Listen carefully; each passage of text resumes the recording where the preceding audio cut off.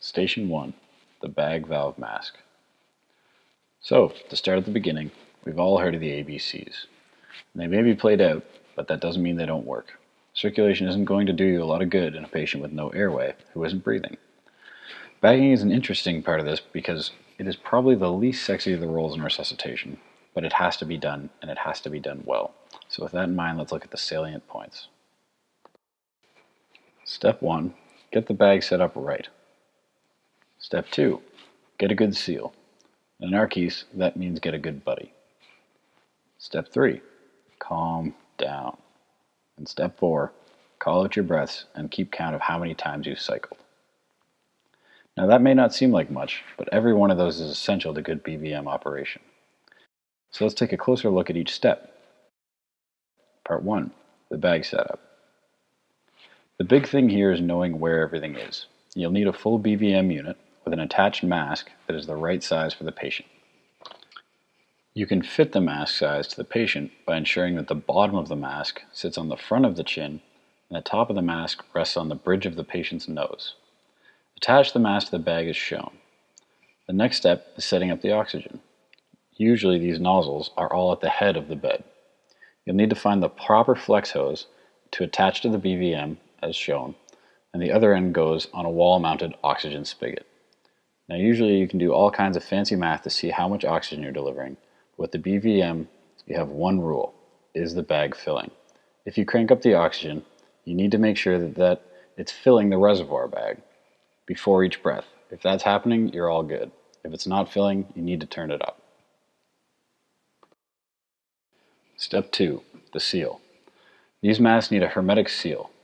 Basically that means they have to be airtight to the face, otherwise you won't get good air entry. Again, at this level, if you find yourself bagging and holding the mask on someone's face all on your own, go find someone. Have them hold the mask on the patient's face. Two-person teams provide far better respirations. The best way to hold the mask is by standing at the head of the bed, taking both hands, and clasping the top of the mask with your thumbs and the base of the mask with your index fingers. You'll use your remaining 3 fingers to hold onto the jaw. This allows the holder to also thrust the lower jaw out and press firmly all around the edge of the mask, ensuring a good seal. As the bag operator, you can also hold your hand around the edge of the mask near the face and squeeze a test breath to ensure that there are no leaks. This is something you can show someone quickly and it will make your bagging much more effective. Be sure to do it. Once you have everything set up, try to squeeze some air in. Ideally, you want to squeeze 1/3 of the bag into the patient's lungs. The bag is 1.5 liters, and the average lungs will take about 500 mils. You do the math. It should enter easily, and you should see a slight chest rise. If that's not happening, don't stay quiet. Tell somebody and figure it out. Step 3 is to relax. Now this is a big one. Let's keep in mind that you may not be entirely calm in this situation.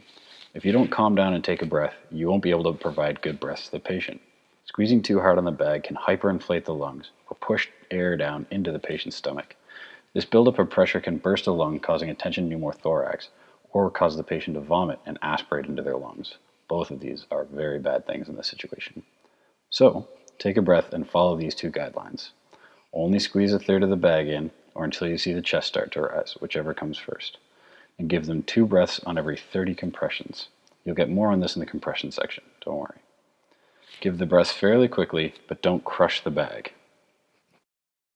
And step 4, call out your breaths. The last one, but it's a big one. Make sure to let the team leader know what you're doing. Call out 1 breath in, 2 breaths in, cycle X done. This is a big help to the person leading the resuscitation.